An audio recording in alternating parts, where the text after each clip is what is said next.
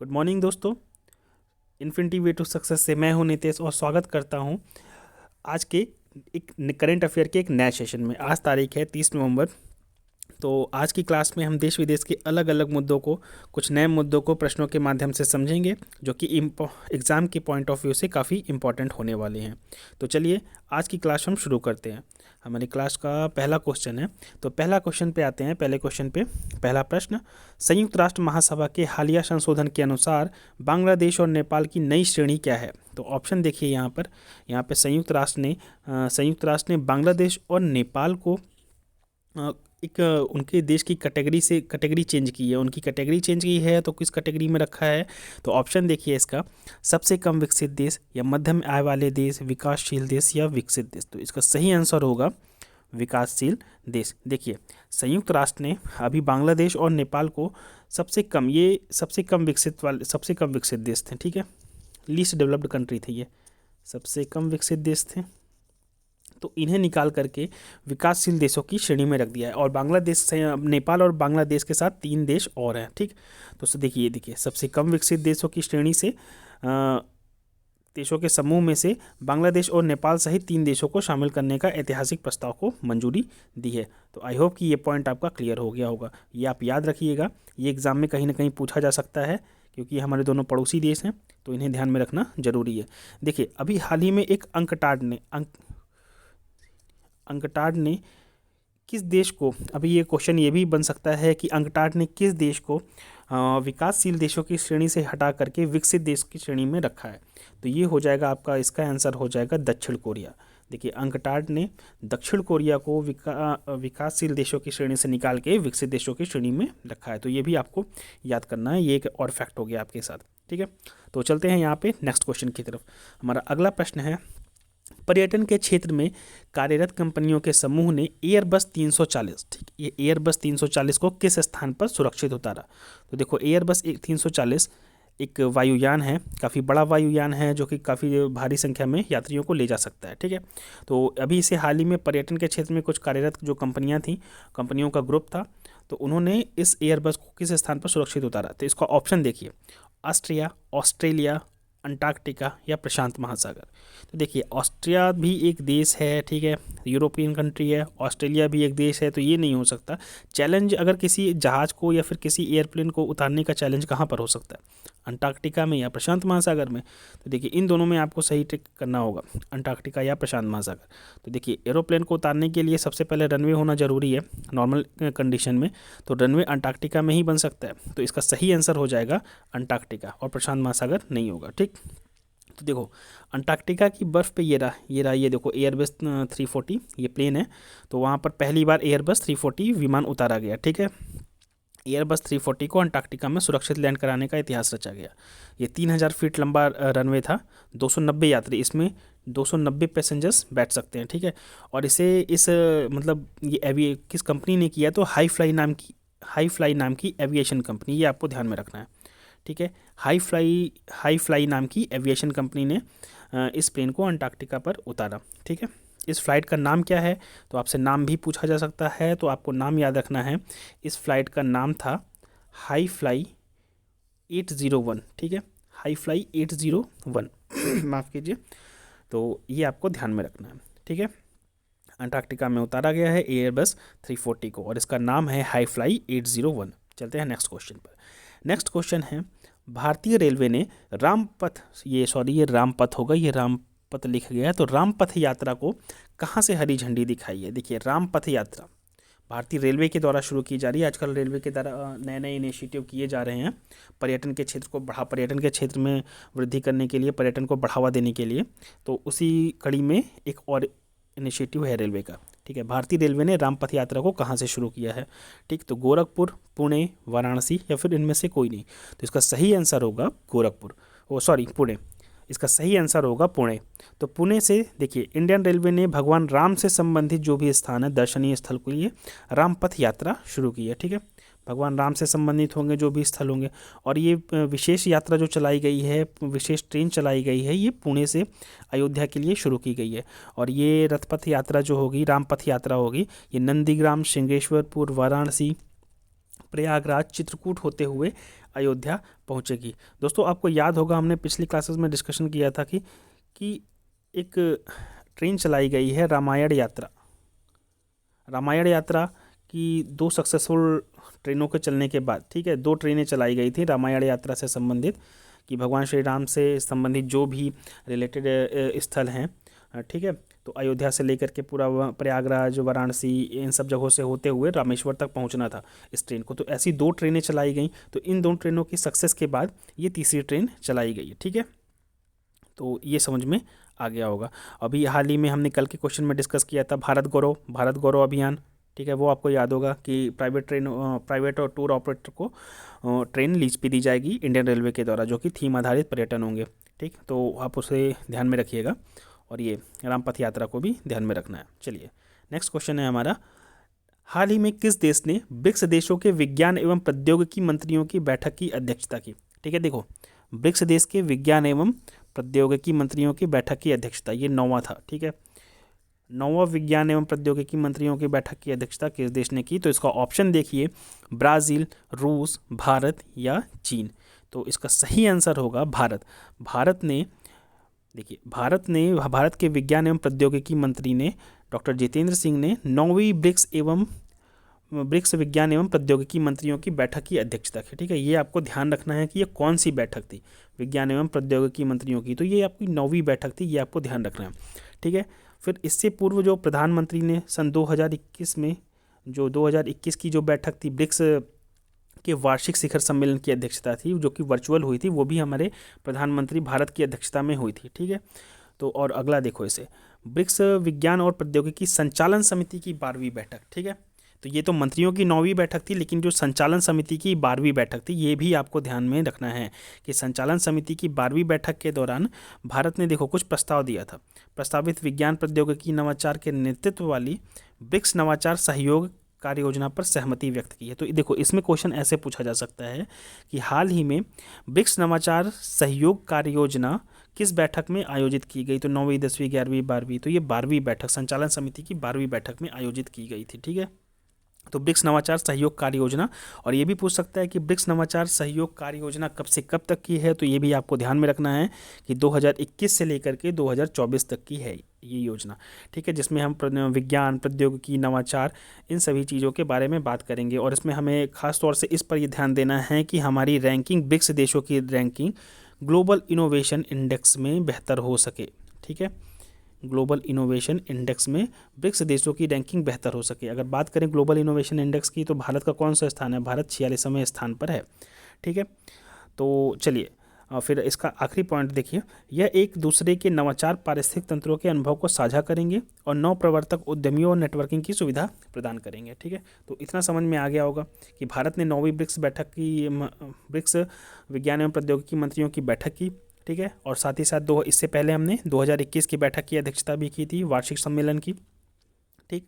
और इसमें ब्रिक्स नवाचार सहयोग कार्य योजना पर सहमति व्यक्त की गई, जिसकी अवधि है 2021 से 24 तक। तो इसका उद्देश्य क्या होगा? ग्लोबल इनोवेशन इंडेक्स में सभी ब्रिक्स देशों की रैंकिंग में सुधार करना, ठीक। और फिर यह एक दूसरे के नवाचार पारिस्थितिक तंत्र को, अनुभवों को साझा भी करेगा। तो चलिए थोड़ा सा ब्रिक्स के बारे में जान लेते हैं कि ब्रिक्स है क्या। देखो ब्रिक्स जो है 5 देशों का एक संगठन है, वैश्विक संगठन है, ठीक। ब्रिक्स जिसमें कौन कौन से देश शामिल हैं? ब्राज़ील, रूस, भारत, चीन और साउथ अफ्रीका। ब्राज़ील, रूस, भारत, चीन और साउथ अफ्रीका। आप इसे माफ़ कीजिए, मैप पर देख सकते हैं। देखिए ब्रिक्स बना कब? तो देखिए सन 2001 में, ठीक, सन 2001 में एक ब्रिटिश अर्थशास्त्री थे गोल्डमैन सैक्स, वो एक संस्था में काम करते थे, गोल्डमैन सैक्स के जो अर्थशास्त्री थे जिम ओ'नील, ठीक है। इन्होंने परिकल्पना की, जिम ओ'नील ने, गोल्डमैन सैक्स के अर्थशास्त्री थे जिम ओ'नील, इन्होंने ब्रिक की कल्पना की थी कि ब्राज़ील, रूस, भारत और चीन, ब्राज़ील, रूस, भारत और चीन को फ्यूचर के, मतलब भविष्य की उभरती हुई अर्थव्यवस्था के रूप में इन्होंने देखा था, ठीक है। भविष्य की उभरती अर्थव्यवस्थाएं 2001 में ही इन्होंने बता दिया था कि ये भविष्य की उभरती इकोनॉमी होंगी ब्रिक, ठीक है।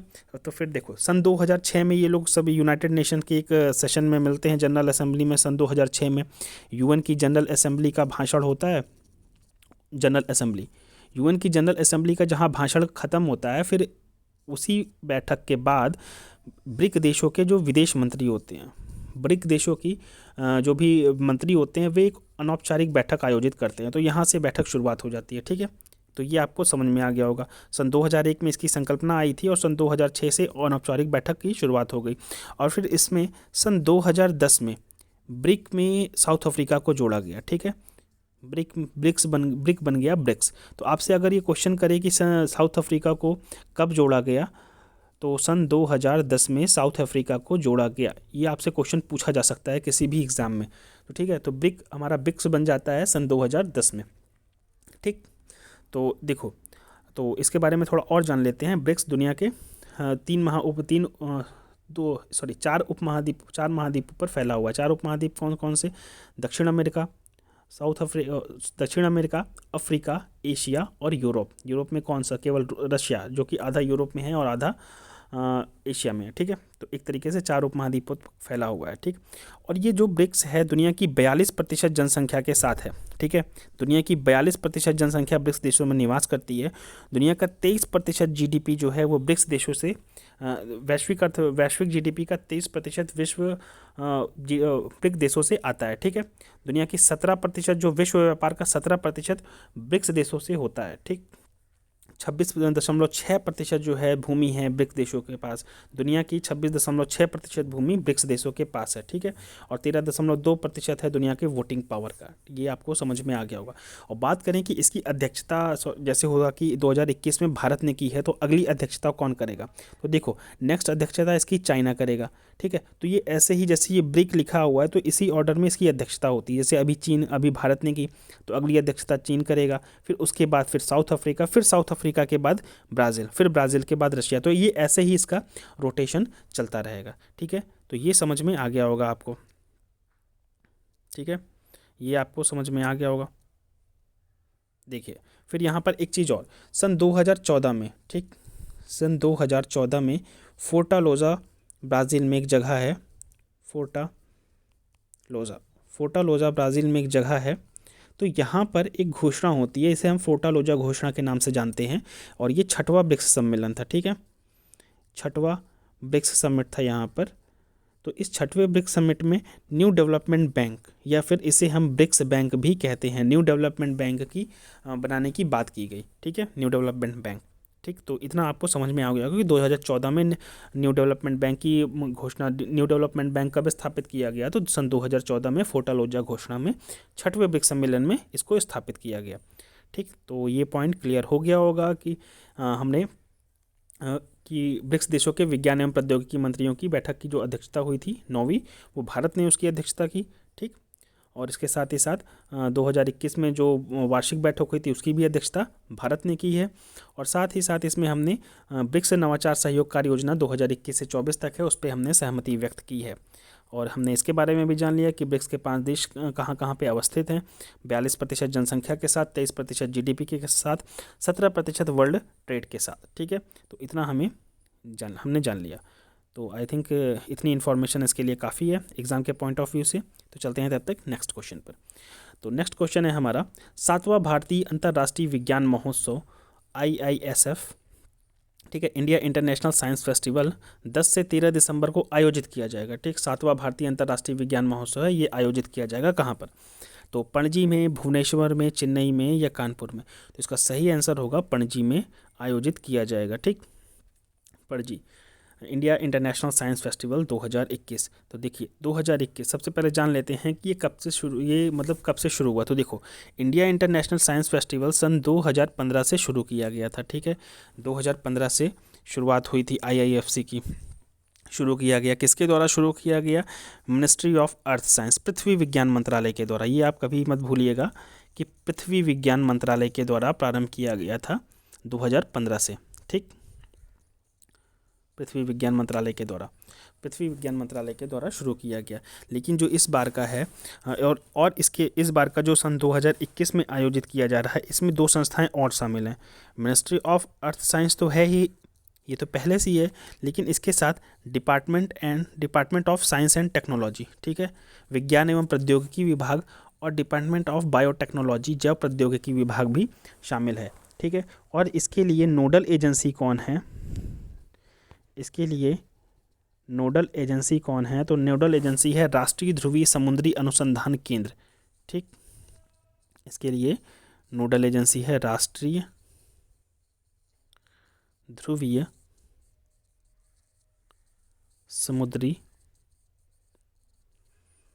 अनुसंधान केंद्र। ठीक है, तो ये आपको ध्यान में रखना है कि 2021 वाले में 2021 के भारतीय अंतर्राष्ट्रीय विज्ञान महोत्सव में मिनिस्ट्री ऑफ अर्थ साइंस के साथ department of science and technology मतलब विज्ञान एवं प्रौद्योगिकी विभाग और जैव प्रौद्योगिकी विभाग शामिल था। और इसके लिए नोडल एजेंसी कौन है, तो नोडल एजेंसी है राष्ट्रीय ध्रुवीय समुद्री अनुसंधान केंद्र।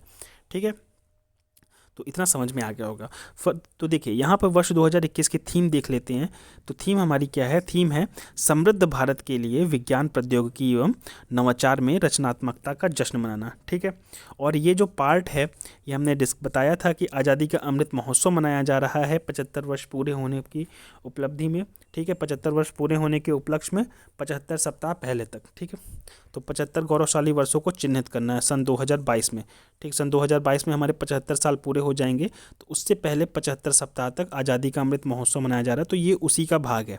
ठीक, आज़ादी का अमृत महोत्सव हमने पिछले क्लास में इसे डिस्कस किया था कि है क्या ये, तो ये हमारे देश के गौरवशाली वर्षों को विभिन्न विभागों के माध्यम से, विभिन्न प्रोग्रामों के माध्यम से, कल्चर प्रोग्राम हो या साइंस फेस्टिवल हो जो कि हमारी डाइवर्सिटी को दिखाए, हमारी यूनिटी को दिखाए, तो उन सभी को सेलिब्रेट करना है आज़ादी का अमृत महोत्सव। ठीक, इसके तहत अभी कई सारे प्रोग्राम आयोजित किए गए हैं। ठीक है, तो ये आपको ध्यान में रखने हैं। तो इसकी आप थीम ध्यान में रखिएगा, कब से शुरू हुआ ये आप ध्यान रखिएगा, कौन सा संस्करण है, ये 7वां संस्करण है, ये भी आपको ध्यान में रखना होगा, और कहाँ पर आयोजित होगा, ये पणजी में आयोजित किया जाएगा। तो इतनी इन्फॉर्मेशन आपके लिए पर्याप्त है। ठीक है, चलते हैं नेक्स्ट क्वेश्चन की तरफ।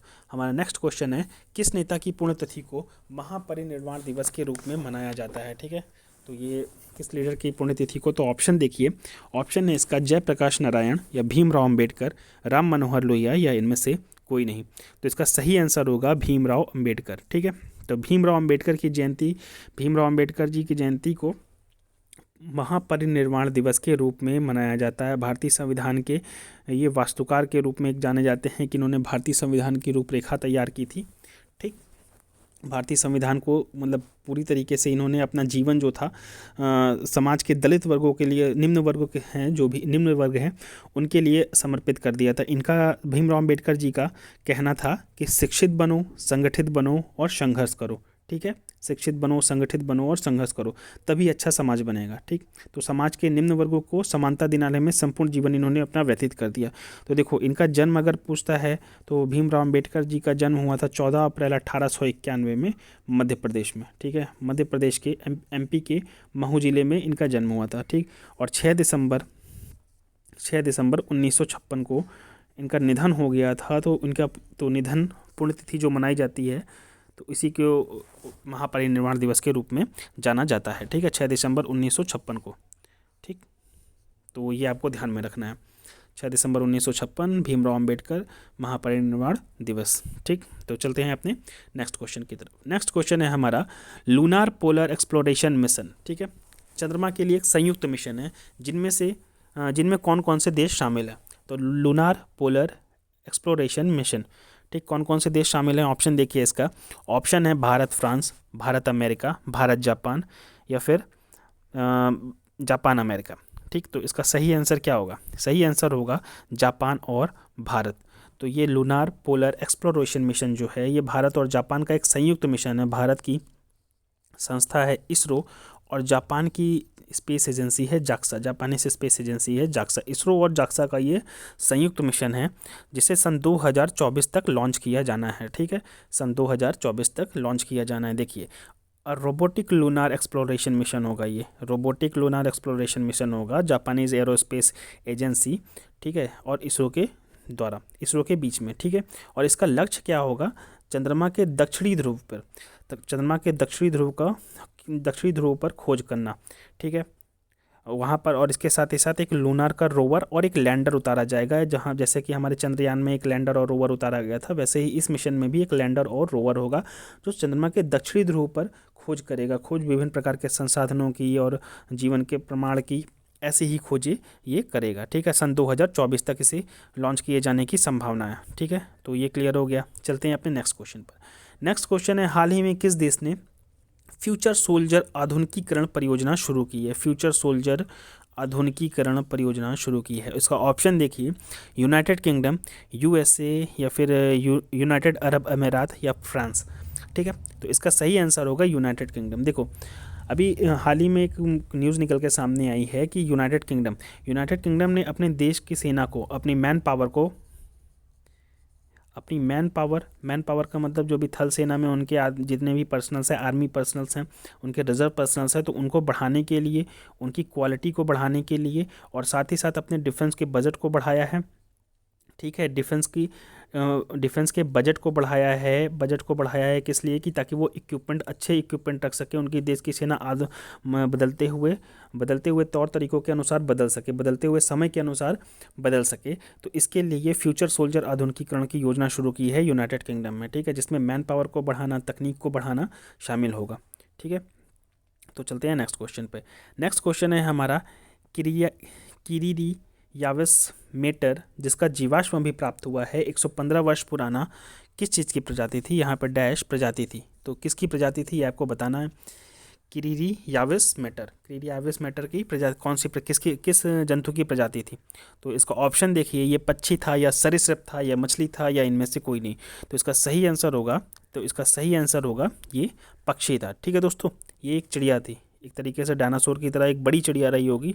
तभी देखिए, ये रही इसकी फ़ोटो, ये कुछ ऐसा दिखता था। अभी हाल ही में इसके जीवाश्म को खोजा गया, ठीक है, किरीरियाविस मेटर। तो ये नाम आप याद में रखिएगा, क्योंकि ऐसे नाम पूछे जा सकते हैं, ठीक है, जो चर्चा में रहते हैं, ऐसे जीवाश्म मिलते रहते हैं कहीं ना कहीं से।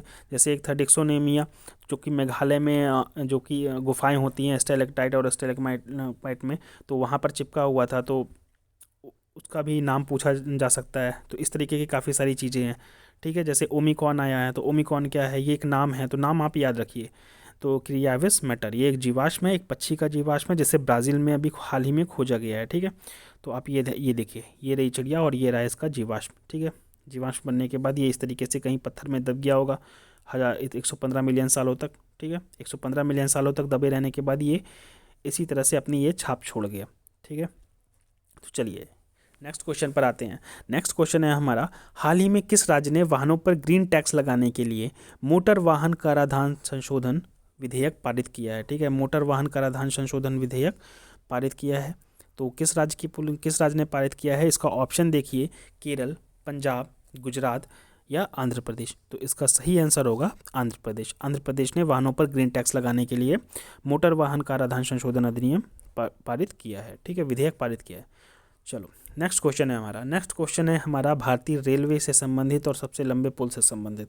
तो भारतीय रेलवे इनमें से किस राज्य में विश्व के सबसे ऊंचे 111 किलोमीटर लंबे पुल का निर्माण कर रही है? ठीक है, देखो, विश्व के सबसे ऊंचे 111 किलोमीटर लंबे पुल का निर्माण कर रही है। तो इसका ऑप्शन देखो, गुजरात, महाराष्ट्र, मणिपुर, या लद्दाख। तो इसका सही आंसर क्या होगा? इसका सही आंसर होगा मणिपुर, ठीक है। मणिपुर में भारतीय रेलवे, हमारी eastern railway, north east frontier railway के द्वारा जारी। ये आपको ध्यान में रखना है कि किसके द्वारा किया जा रहा है। ये रेलवे वगैरह का एग्जाम में पूछा जा सकता है वन लाइन के तौर पे कि किस रेलवे की किस जोन के द्वारा। तो नॉर्थ ईस्ट फ्रंटियर रेलवे के द्वारा जारी किया गया है। मणिपुर में विश्व का सबसे ऊँचा पुल बनेगा, ठीक है, विश्व का सबसे ऊँचा पुल बनाया जा रहा है। और ठीक है, और मणिपुर में कहाँ पर बनाया जा रहा है? तो मणिपुर की ये आयरिंग नदी है, ये आपको ध्यान में रखना है, मणिपुर की आयरिंग नदी पर बना हुआ है, ठीक है। तो मंत्रालय के द्वारा जो जानकारी दी गई, ये जो पुल होगा ये 141 मीटर ऊंचा होगा, ठीक, 141 मीटर ऊंचा होगा, जो कि यूरोप के मॉन्टेनेग्रो में बने 139 मीटर पुल से भी ऊंचा होगा। और अब तक इस पुल के लिए केवल पिलर तैयार किए जा चुके हैं। तो देखो, अभी तक क्या था, अभी तक हमें ये पता था कि जम्मू कश्मीर में चिनाब नदी पर बना हुआ है एक पुल, ठीक है, चिनाब नदी पर एक पुल बना हुआ है, जो दुनिया का सबसे ऊंचा पुल हम जैसे कह रहे थे। लेकिन थोड़ा देखो यहाँ पर, उसके देखो, चिनाब नदी पर जो पिलर बना हुआ है, चिनाब नदी पर जो खंभा बना है, उसकी अगर ऊंचाई देखें तो उसकी ऊंचाई है 131 मीटर, ठीक है, 131 मीटर ऊंचाई है। लेकिन इस चिनाब नदी का जो ये पुल है, ये आर्क में बना है, ठीक है, ये बड़ा सा ऐसे चाप लेकर के बना हुआ है ये पुल, ठीक है, ऐसे चाप में बना हुआ है।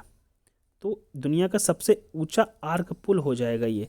तो इसका जो आर्क है, अगर आर्क के सहित अगर इसकी ज़मीन से ऊंचाई देखें तो ये लगभग 359 मीटर हो जाती है, मतलब 360 मीटर के लगभग हो जाती है। तो ये चिनाब नदी वाला दुनिया का सबसे ऊंचा आर्क पुल होगा। जबकि अगर पिलर की बात करें तो पिलर के हिसाब से मणिपुर का जो आइलिंग नदी पर बनाया जा रहा है नॉर्थ ईस्ट फ्रंटियर रेलवे के द्वारा, ये हो जाएगा। ठीक है, तो ये आपको समझ में आ गया होगा। तो इसमें आप डाउट में मत रहिएगा कि चिनाब नदी पे बना जो पुल है वो सबसे ऊंचा है, तो वो सबसे ऊंचा है वो आर्क पुल है। ठीक है, बाकी अगर पिलर के हिसाब से देखा जाए तो जो मणिपुर में बनेगा वो होगा। ठीक, तो ये आपको समझ में आ गया होगा। चलते हैं नेक्स्ट क्वेश्चन पे। नेक्स्ट क्वेश्चन है हमारा, हाल ही में बांग्लादेश लिबरेशन एट 50 ईयर्स। देखो, बांग्लादेश को आज़ाद हुए 50 साल हो गए हैं 1971 से। ठीक है, तो ये भी आप ध्यान में रखना, बांग्लादेश को आज़ाद हुए 50 साल हो गए। तो Bangladesh liberation at 50 years, Bejoy with synergy, Bharat Pakistan युद्ध 1971। ठीक है, इंडो पाकिस्तान वॉर 1971 का विमोचन किसने किया है? एक पुस्तक लिखी गई है, उस पुस्तक का नाम ये है। ठीक है, Bangladesh liberation at 50 years, Bejoy with synergy, Bharat Pakistan war, Indo Pakistan war 1971 का विमोचन किसने किया है, किसके द्वारा लिखी गई है? तो ये आपको ध्यान, इसमें ऑप्शन दिया हुआ है एम नरावने या नरेंद्र मोदी या रामनाथ कोविंद या इनमें से कोई नहीं। तो इसका विमोचन किया गया है एम नरावने के द्वारा। ठीक है, आर्मी चीफ एम नरावने के द्वारा किया गया है। ठीक, तो देखो इसमें जो है विमोचन का मतलब इन्होंने पुस्तक को लॉन्च किया है। तो इसको जो लिखने में है, तो लिखने में भारत और इंडिया और बांग्लादेश के जो भी सैन्य अधिकारी हैं, जो भी लेखक है, दोनों ने मिल करके इस पुस्तक को लिखा है। ठीक, तो ये इसका विमोचन किसने किया, ये पूछा जा सकता है। तो एम नरावने ने किया। चलिए, तो अगले प्रश्न की तरफ आते हैं। अगला प्रश्न है हमारा, निम्नलिखित में से कौन सा स्वदेश परियोजना का सबसे अच्छा वर्णन करता है? तो स्वदेश परियोजना का सबसे अच्छा वर्णन कौन करता है? इसका ऑप्शन देखिए। ऑप्शन है, न्यूरोलॉजिकल विकारों के प्रबंधन के लिए लॉन्च किया गया एक डेटाबेस है, या ब्रेन ड्रेन को रोकने के लिए भारत में शिक्षा और रोजगार को बढ़ावा देने हेतु एक अभियान है, यह प्रवासी भारतीयों के लिए शुरू की गई विज्ञान एवं प्रौद्योगिकी कार्यशाला है, या फिर बुजुर्गों के लिए भारत के पर्यटन की एक योजना है। स्वदेश परियोजना। ठीक, स्वदेश परियोजना, इसके बारे में हमने कल चर्चा की थी। अगर नहीं पढ़ा है आपने तो आप देख लीजिएगा कल की क्लास। तो वैसे स्वदेश परियोजना के नाम से क्या लगता है कि बुजुर्गों के लिए भारत पर्यटन योजना, स्वदेश नाम से कि अपना देश घूमो? नहीं, ये ऑप्शन नहीं होगा। बुजुर्गों के लिए भारत पर्यटन योजना नहीं है। देखो, और ब्रेन ड्रेन को रोकने के लिए माफ़ कीजिए, ब्रेन ड्रेन को रोकने के लिए भारत में शिक्षा और रोजगार को बढ़ावा देने का अभियान भी नहीं है। ये प्रवासी भारतीयों के लिए किसी भी प्रकार की योजना शुरू नहीं की गई है ऐसी। ये है, देखो ये है हमारा न्यूरोलॉजिकल विकारों के प्रबंधन के लिए लॉन्च किया गया एक डेटाबेस है। ठीक है, न्यूरोलॉजिकल विकारों के प्रबंधन के लिए लॉन्च किया गया एक डेटाबेस है। ठीक है, स्वदेश परियोजना, इसके बारे में हमने कल चर्चा की थी कि स्वदेश परियोजना है क्या। तो हमारे ये जैव प्रौद्योगिकी विभाग, डिपार्टमेंट ऑफ बायोटेक्नोलॉजी, जैव प्रौद्योगिकी विभाग के national brain research centre, NBRC, national brain research centre के द्वारा ये योजना, इसका मतलब इसे लॉन्च किया गया है। ठीक है, और ये बड़े पैमाने पर न्यूरो इमेजिंग डाटाबेस है। ठीक, तो जो भी बीमारियां हैं दिमाग से संबंधित, जैसे अल्जाइमर हो गया, इस तरीके की जो बीमारियां हैं, तंत्रिका नर्वस सिस्टम से जो भी बीमारियां हैं, तो उन बीमारियों को ये एक डाटाबेस है। जैसे एक कंप्यूटर आधारित प्रोग्राम है जैसे जावा और पाइथन, तो उसके माध्यम से क्रियान्वित किया जाएगा। और डेटा विश्लेषण और डेटा बैकअप, ये कंप्यूटर प्रोग्राम इसके लिए उपलब्ध कराएंगे। ठीक है, और NBRC के बारे में हमने जाना था कि भारत का एकमात्र संस्थान है जो कि तंत्रिका विज्ञान अनुसंधान और शिक्षा को समर्पित है। ठीक है, तो ये आपको समझ में आ गया होगा ये प्रोग्राम किसके द्वारा लॉन्च किया गया है और किस लिए लॉन्च किया गया है। ठीक है, तो चलते हैं अपने नेक्स्ट क्वेश्चन पर। नेक्स्ट क्वेश्चन है, निम्नलिखित में से कौन से विषयगत क्षेत्र ब्रिक्स नवाचार सहयोग कार्य योजना 2021 से 24 में शामिल है? हमने देखिए अभी पीछे बात की थी कि ब्रिक्स नवाचार सहयोग कार्य योजना कब से कब तक की लॉन्च की गई, 21 से 24 तक। ठीक है, विज्ञान एवं प्रौद्योगिकी की मंत्रियों की बैठक थी, ब्रिक्स देशों की 9वीं बैठक, तो उसमें ही ये योजना लॉन्च की गई थी। ठीक, 12वीं बैठक में, कार्य समिति की 12वीं बैठक में लॉन्च की गई। तो वहाँ पर देखिए कौन कौन से इसमें क्षेत्र शामिल हैं। तो रोगाणु प्रतिरोध, ठीक है, एंटी माइक्रोबियल रेजिस्टेंस, या फिर बिग डेटा एनालिसिस, तीसरा है खाद्य उद्योग, चौथा है नैनोफोटोनिक्स। ठीक है, तो इसमें कौन कौन से क्षेत्र शामिल हैं, तो ये आपको पता करने हैं, ये आपको बताने हैं, या केवल एक, केवल दो और तीन, या फिर एक, तीन, चार, या फिर उपरोक्त सभी। तो इसका आंसर हो जाएगा उपरोक्त सभी। तो ये सभी शामिल हैं। ठीक है, ब्रिक्स नवाचार सहयोग कार्य योजना 2021 से 24 में जो योजना बनाई गई है उसमें ये सभी क्षेत्र शामिल हैं। देखिए, तो ब्रिक्स देशों के समूह की विज्ञान और प्रौद्योगिकी संचालन समिति, मैंने बार बार यहाँ पे कह रहा हूँ, आप ये ध्यान में रखिएगा, संचालन समिति की 12वीं बैठक के दौरान भारत द्वारा प्रस्तावित विज्ञान प्रौद्योगिकी व नवाचार के नेतृत्व वाली ब्रिक्स नवाचार सहयोग कार्य योजना पर सहमति व्यक्त की है। ठीक है, ये भारत के द्वारा ये योजना प्रस्तावित की गई थी 2021 से 24 के लिए। और ये है क्या, एक दूसरे के नवाचार पारिस्थितिक तंत्रों का अनुभव को साझा करने के साथ साथ नवप्रवर्तकों तथा उद्यमियों की नेटवर्किंग की सुविधा प्रदान करेगी। मतलब जो भी ये साइंटिफिक रिसर्च करेंगे, जो भी इनके अगर होंगे रिसर्च होंगे, तकनीकी होंगे, ये एक दूसरे से साझा करेंगे। और इस नवाचार कार्य योजना में क्या क्या शामिल है ये आपको एक बार ध्यान से देख लेना है, क्योंकि ये एग्जाम में पूछा जा सकता है। तो देखो, transient astronomical event and deep survey science. ठीक है, आप अंतरिक्ष में क्या करते हैं, क्या रिसर्च कर रहे हैं, और उसके साथ ही साथ महासागरों में क्या रिसर्च कर रहे हैं। ठीक है, ये आपको ध्यान में, ये आप साझा कर सकते हैं। एंटी माइक्रोबियल रेजिस्टेंस का मतलब ऐसी बीमारी जिसमें किसी भी तरीके की प्रतिरोधक दवाएं काम ना करें। ठीक है, ऐसी बैक्टीरियल बीमारी जिसमें किसी भी तरीके की प्रतिरोधक दवाएं काम ना करें, तो उसे एंटी माइक्रोबियल रेजिस्टेंस कहते हैं।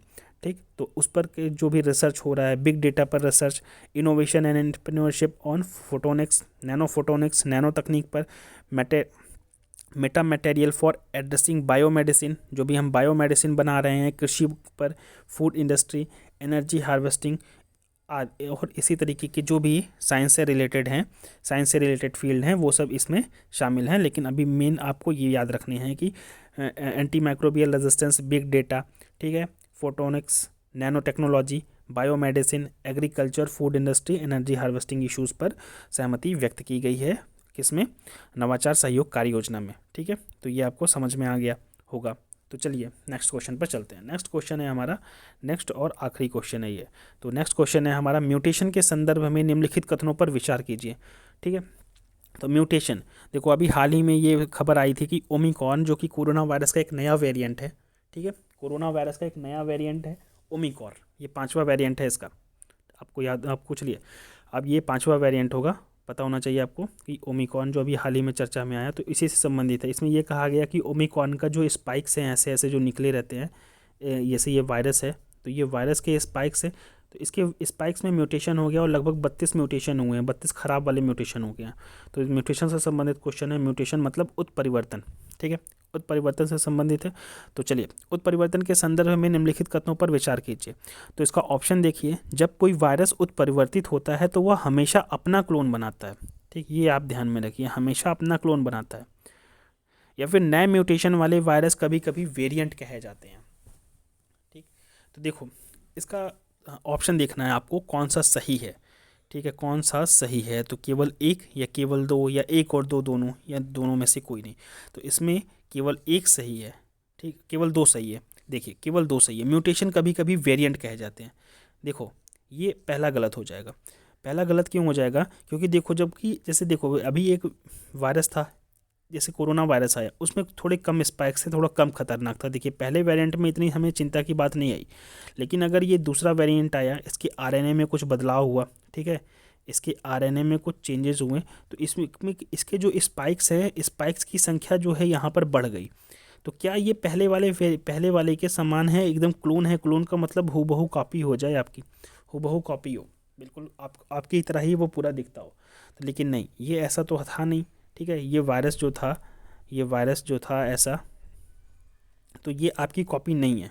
ये अपने जो जिससे म्यूटेट हुआ है उससे उसकी कॉपी नहीं है। ये किसी भी तरीके से कॉपी नहीं होता, ये हमेशा एक वेरिएंट होता है, मतलब एक बदला हुआ रूप। जैसे आज की जनरेशन जो है, जैसे आपकी जो जनरेशन है, आपकी जो नेक्स्ट जनरेशन आएगी, वो म्यूटेशन के फलस्वरूप वो आपसे बेहतर होगी। ठीक है, तो जैसे ये वायरस था, ये इससे खतरनाक आया, फिर इसके बाद जो वेरिएंट आया डेल्टा वेरिएंट, वो इससे खतरनाक आया, फिर ओमिक्रॉन आया, ये इससे भी खतरनाक है।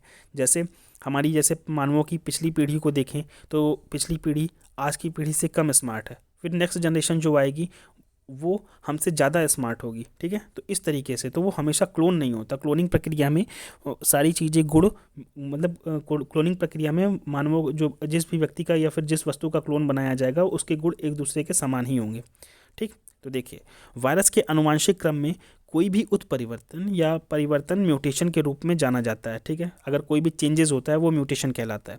जब कोई वायरस अपनी प्रतिकृति बनाता है तो हमेशा अपनी एक सटीक प्रतिकृति नहीं बना पाता, ठीक है। वो हमेशा अपडेट होकर के ही आएगा, म्यूटेट होकर आएगा, अपने से बेहतर बनकर आएगा, ठीक है।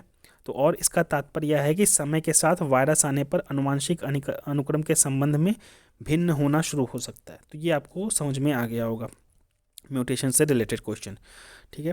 तो आज के लिए हमारा ये सेशन इतना ही है, ठीक। तो आई होप कि आज की क्लासेस आपको समझ में आ गई होंगी।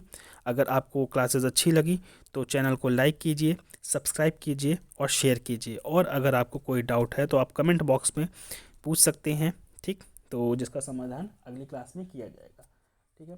तो मिलते हैं अपने नेक्स्ट सेशन में, करंट अफेयर के एक नए सेशन में मिलते हैं कल आपसे। तब तक के लिए धन्यवाद।